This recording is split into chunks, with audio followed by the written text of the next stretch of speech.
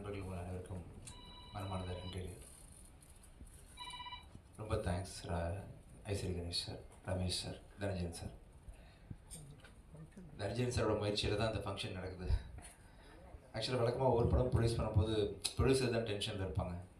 நான் எப்படி நான் தான் இருக்கணும். ஆனால் இந்த படத்தை பொறுத்த வரைக்கும் முழு டென்ஷனையும் வந்து தனஞ்சயன் சார் கவர் பண்ணிக்கிட்டாரு. அங்கே தேட்டர் போட்டிங்களா, தேட்டர் விழுந்துருச்சா, ப்ரெஸ் மீட் வச்சிட்டிங்களா, ஆந்திரா போயிட்டீங்களா, தேட்டர் போயிட்டீங்களான்னு சொல்லிட்டு பின்னாடி இருந்து எந்த விதமான பலனும் இல்லாமல் சார் நான் நல்லா இருக்கணுன்ற ஒரே ஒரு காரணத்துக்காக மட்டுமே வந்து நீங்கள் இவ்வளோ பண்ணிட்டு இருக்கீங்க சார். ரொம்ப நன்றி சார்.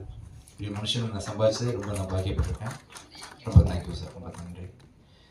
இந்த படத்தை வந்து நிறைய மேடைகள் வெற்றி கொடுத்துருக்கேன், தோல்வி கொடுத்துருக்கேன்,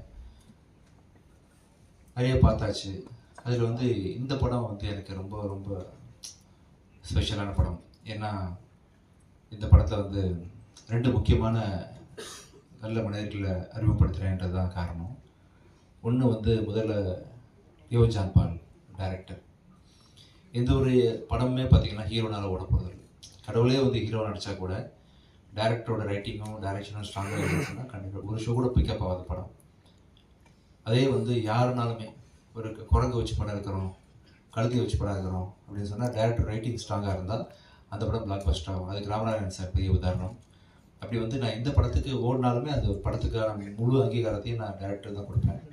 இது வரைக்கும் பண்ண அத்தனை படம் அப்படி தான். அதில் வந்து ஒரு இந்த படம் ஓடினதுக்கு முழு முதல் காரணம், எல்லா காரணமுமே வந்து என் டைரக்டர் லியோ ஜான் பால் தான். அவர் வந்து நான் வேறு லெவலில் இருக்க வேண்டிய ஒரு எடிட்டர் இண்டஸ்ட்ரிக்குள்ளே. அளவுக்கு அதிகமான சின்சியாரிட்டி. ஆக்சுவலாக டேரக்டருக்கே கோவம் வரும் சம்டைம்ஸு. ஆனால் அவர் டேரக்டருக்காக தான் பேசிகிட்டு இருப்பார் லியோ. ஆனால் அதை ஒத்துக்கிறதுக்கும் புரிஞ்சுக்கிறதுக்கும் கொஞ்சம் டைம் ஆகும் எல்லாருக்குமே. பட் கெட்ட பேர் வேணாலும் பரவாயில்ல, நான் வந்து உண்மைக்கு பக்கம் நிற்பேன், நல்லது தான் சொல்வேன்ற மாதிரி பல விஷயங்கள் அவர் பிடிவாதமாக இருந்ததை பார்த்து தான் அந்த வாய்ப்பை நமக்கு கொடுத்தேன் ஆக்சுவலாக.